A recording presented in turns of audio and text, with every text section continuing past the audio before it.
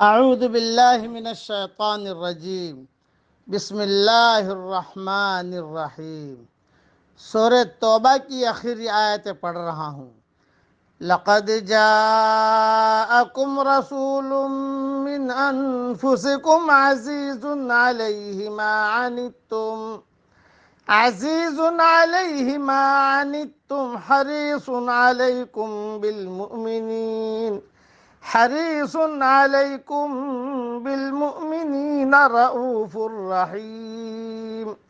تمہارے پاس ایک ایسے پیغمبر تشریف لائے ہیں جو تمہاری جنس سے ہیں، جن کو تمہاری مضرت کی بات نہایت گرا گزرتی ہے، جو تمہارے منفعت کے بڑے خواہش مند رہتے ہیں، ایمان والوں کے ساتھ بڑے ہی شفیق اور مہربان ہیں۔ فَإِن تَوَلَّوْا فَقُلْ حَسْبِيَ اللَّهُ، پھر اگر روگردانی کرے تو آپ کہہ دیجئے میرے لیے اللہ کافی ہے۔ لا الہ الا ہو، اس کے سوا کوئی معبود نہیں۔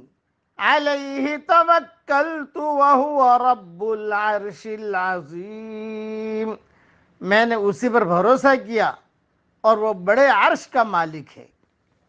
بس یہ مختصر میں نے پڑھا ہے، اس کی تفصیل اور تشریح انشاءاللہ ریاض التفسیر میں دیکھ لیجئے گا، لیکن یہ کہ تمہاری ہدایت اور تمہاری دنیاوی اور اخروی منفعت کے خواہش مند ہیں اور تمہارا جہنم میں جانا پسند نہیں فرماتے۔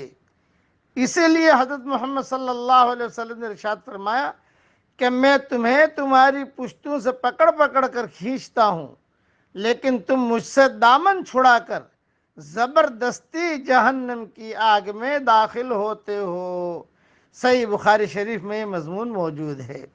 حضرت ابو الدرداء رضی اللہ تعالیٰ عنہ فرماتے ہیں کہ جو شخص یہ آیت حسبی اللہ لا الہ الا ہو علیہ توکلت وہو رب العرش العظیم، جو شخص یہ آیت صبح شام 7 مرتبہ پڑھ لے گا، اللہ تعالیٰ اس کے ہموم، فکر و مشکلات کو کافی ہو جائے گا۔ سنن ابو داود میں یہ حدیث موجود ہے، حدیث نمبر 5081۔ اور میں نے میری کتاب مومن کا ہتھیار میں صبح شام کے دعاؤں میں بھی یہ حدیث نقل کی ہے، لیکن ایک جملہ مزید بڑھا دیا ہے، چاہے سچے دل سے پڑھے چاہے جھوٹے دل سے پڑھے تو بھی اللہ تعالیٰ اس کے پریشانیوں کو دور کرے گا۔ اس کا حوالہ میری کتاب میں دیکھ لیا جائے، اس لیے کہ میرے سامنے اس وقت میری کتاب نہیں ہے۔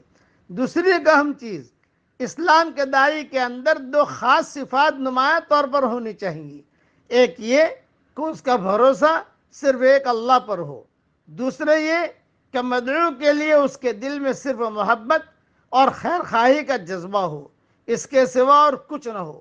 اگر مدعو کی طرف سے طرح طرح کی شکایتیں پیش آتی ہیں تو اس کے اور داعی کے درمیان قومی اور مادی جھگڑے بھی ہو سکتے ہیں۔ ان سب کے باوجود یہ مطلوب ہے کہ داعی ان تمام چیزوں کو نظر انداز کرے اور مدعو کے لیے رحمت اور رافت کے سوا کوئی اور جذبہ اپنے اندر پیدا نہ ہونے دے۔ داعی کو رد عمل کی نفسیات سے بلند ہونا پڑتا ہے، اس کو یک طرفہ طور پر ایسا کرنا پڑتا ہے کہ وہ مدعو کا خیر خواہ بنے، خواہ مدعو نے اس کے خلاف کتنا ہی زیادہ قابل شکایت رویہ کیوں نے اختیار کیا ہو۔